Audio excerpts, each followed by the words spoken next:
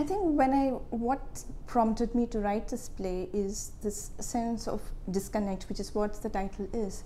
This disconnect between two worlds, and also disconnect between what is real, what is not real, disconnect in human relationships, and disconnect in terms of communication. You have these small town boys come into the city and they're working in this totally artificial world.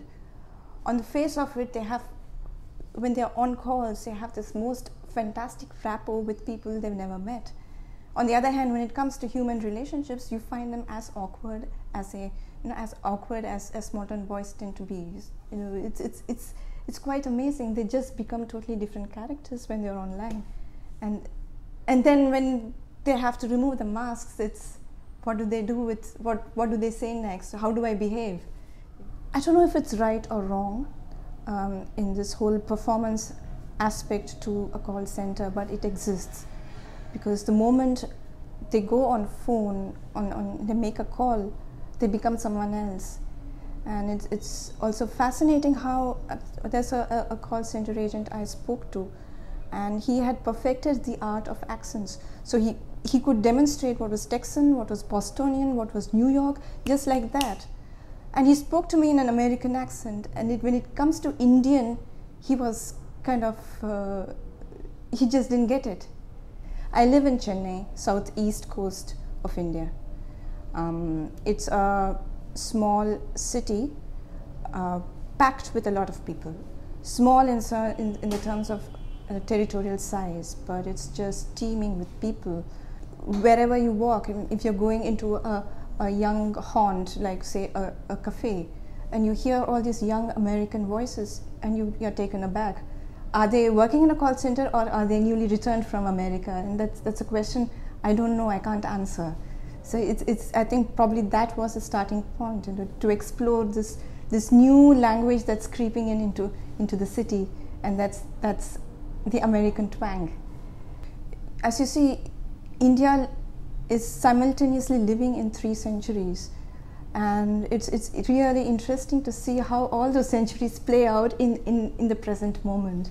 And I'm fascinated with that. I'm fascinated with paradoxes that is my city.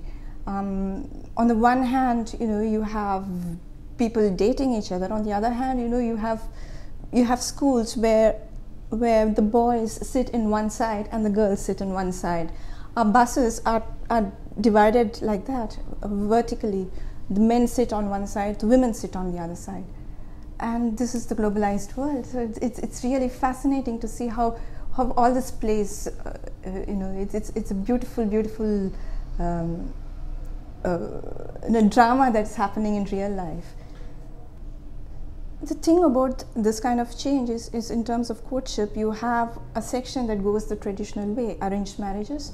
The other goes the technology way, which means that you do the parents arrange through the internet. And you have the third way where the kids meet each other, they like each other, they marry.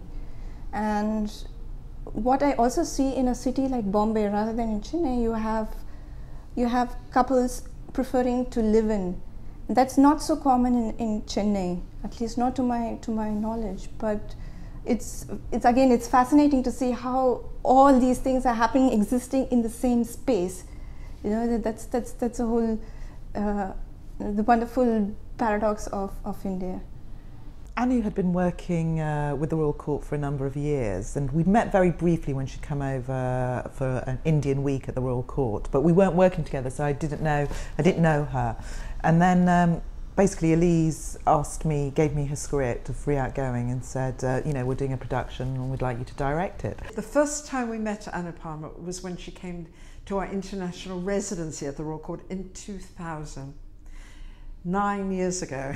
That's how long it takes. And all along that way, Genesis was supporting projects in India with Indian writers and our residency that would help to sustain Anu. Even when she talked about the time when it was so bad and she didn't think she could even earn a living anymore and she'd have to go back to journalism, those sort of short, small commissions we did to Anu were part of our Human Rights Watch project. Free Outgoing was looking at a modern India, and but how that was clashing, how traditional cultural values was clashing and conflicting with modern technology. How do you deal with that when a country is growing so fast, when the technology is moving so fast?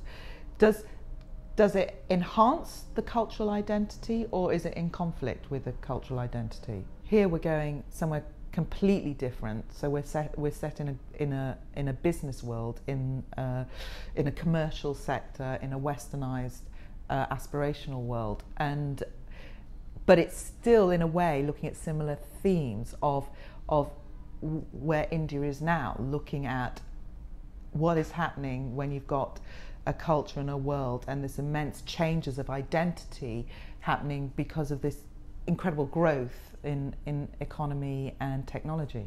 The technology is moving so fast and so extreme, and India is expanding so quickly. I think the play is looking at, when you put people in a bubble, how do they deal with a culture that they come from? Where is their identity when actually they have incredible access to financial reward? Their lives have changed. You know, they're the main money earners. Why I really enjoy my relationship with Anu creatively is that it's just really, you know, we both come from worlds where as artists we're kind of the outsiders. We come from, you know, we're not the norm, and there's not very many of us. And so to find someone who gets your whole family background and is also an artist that you incredibly respect and think's brilliant, but you also get each other's worlds completely, is just really exciting. It's just kind of, there's a sense of exhale. I think what's also really exciting about Anu's writing is that the world that she creates is not just the world of the people and the characters that you meet, but the world outside and the world even bigger than that. So with Disconnect, you've got the office, which is, you've got the 5 people, but actually you're aware that there's a much bigger office complex, and it's a very frightening world where nobody meets each other, nobody knows each other. It's a very corporate world, but within that you get the sense of all their lives outside of that corporate world, where they come from, but also that this building is situated in a rubbish dump just outside Chennai, and what's the implications of this. But then you've also got the sense of an international world, because you've got, you know, the call center, which is, and you've got references and people making calls and characters, even though you don't see them, you feel them and you can visualize them in America. So actually, you know, you've got an international world created in this very specific, very small environment of cubicles.